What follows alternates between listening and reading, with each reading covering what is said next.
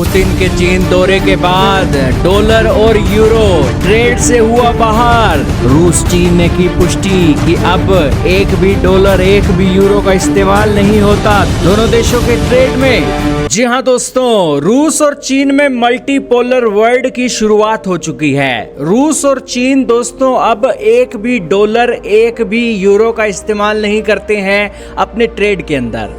हाल ही में Sputnik news ने पुष्टि की कि अब ना तो रूस और चीन को स्विफ्ट कोड की जरूरत है, ना ही डॉलर की जरूरत है।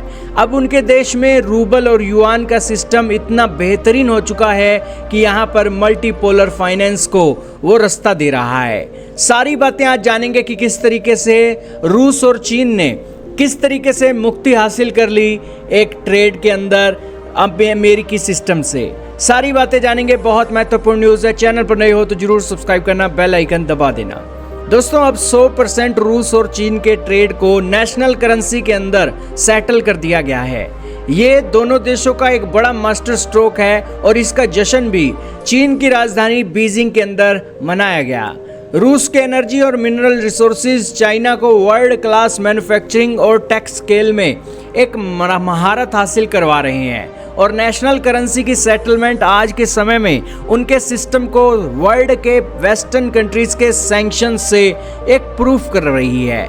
दोस्तों दोनों देशों के बीच में आज के समय में ट्रेड 240 बिलियन डॉलर के पार हो गया है। इतना बड़ा ट्रेड दोस्तों आज के समय में रूस चीन को 129 बिलियन डॉलर का सामान बेचता है और चीन रूस को 115 बिलियन डॉलर का सामान बेचता है। रूस मुख्य रूप से कच्चा तेल, कोयला और प्राकृतिक गैस चीन को बेचता है और चीन रूस को कारें, इलेक्ट्रॉनिक्स और मशीनरी बेचता है।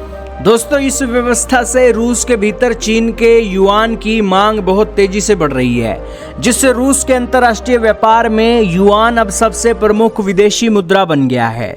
दोस्तों चीन की करेंसी वर्ल्ड के अंदर बहुत बेटर परफॉर्म कर रही है इस ट्रेड के कारण। ना सिर्फ रूस और चीन ने अपनी आपसी व्यापार में डॉलर का विकल्प खोज लिया, बल्कि अपनी स्थानीय मुद्रा को बढ़ावा देकर स्विफ्ट को दोस्तों कचरे के डिब्बे में डाल दिया। अब आपके मन में सवाल उठ रहा होगा कि रूस और चीन पहले अपने ट्रेड के अंदर कितने डॉलर, कितने यूरो और विदेशी करेंसी का इस्तेमाल करते थे। दोस्तों यूक्रेन युद्ध से पहले पश्चिमी प्रतिबंध नहीं लगे हुए थे और उस समय दोनों देशों के व्यापार में विदेशी मुद्राओं का दबदबा था, लेकिन आज वो स्थिति नहीं है। दोस्तों साल 2020-21 के आंकड़े बताते हैं कि रूस और चीन के बीच होने वाले कुल द्विपक्षीय व्यापार का 80 से 85% हिस्सा अमेरिकी डॉलर और यूरो में होता था।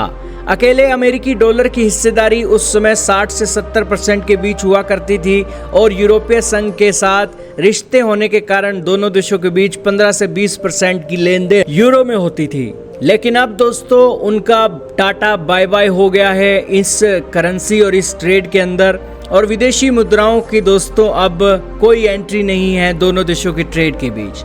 आइए जानते हैं कि अब जब रूस और चीन ने अमेरिकी डॉलर और यूरो को बाय बाय कर दिया है तो इससे उन देशों को क्या नुकसान हुआ है। सबसे पहला नुकसान तो ये हुआ है कि उनके प्रतिबंध अब ताकत नहीं रखते, यानी कि उनके सैंक्शन अब प्रभावी नहीं होंगे रूस और चीन के ऊपर। दूसरा नुकसान उनका हुआ कि डी डॉलराइजेशन को बल मिल गया। दुनिया का कोई देश अगर डॉलर से नाराज होकर लोकल करेंसी की तरफ बढ़ता है तो दोस्तों रूस और चीन के ट्रेड के अंदर 100% व्यापार नेशनल करेंसी के अंदर होता है, तो इससे उनकी रफ्तार में भी बल मिलेगा और उन्हें भी उत्साह मिलेगा कि वो भी ऐसा कर सकते हैं। आज के समय में भारत, ब्राजील, दक्षिण अफ्रीका और आसियान जैसे देश अपने विदेशी मुद्रा भंडार में डॉलर और यूरो की हिस्सेदारी घटा रहे हैं और रूस के इस कदम ने दुनिया के अंदर अवेयरनेस क्रिएट की है कि डी डॉलराइजेशन किया जाए। दोस्तों इसका तीसरा नुकसान ये है कि अमेरिका के लिए कर्ज लेना महंगा हो जाएगा। जब तक पूरी दुनिया को दोस्तों व्यापार के लिए डॉलर की जरूरत होती थी, तब तक विदेशी देश भारी मात्रा में अमेरिकी सरकारी बॉन्ड खरीदते थे, जिससे अमेरिकी सरकार को बहुत कम ब्याज दर पर असीमित कर्ज मिल जाता था। अब जब रूस और उसके साथी चीन ने डॉलरों की मांग घटा दी है तो अमेरिका के अपने विशाल कर्ज को बनाए रखने के लिए निवेशकों को ज़्यादा ब्याज देना पड़ रहा है, जिससे अमेरिकी अर्थव्यवस्था पर वित्तीय बोझ बढ़ रहा है।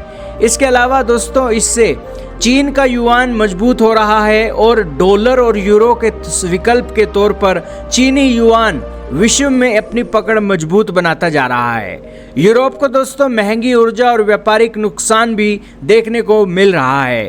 खैर दोस्तों, आपका क्या मानना है कमेंट सेक्शन में बताइएगा। लेकिन अमेरिका और वेस्टर्न कंट्रीज़ की जो मोनोपोली थी उसको दोस्तों रूस और चीन ने कब्र की तरह खोद कर दफना दिया है और अपनी लोकल करेंसी के अंदर वो खुशबू बिखेर रहे हैं उस कब्र के ऊपर फूल लगाकर।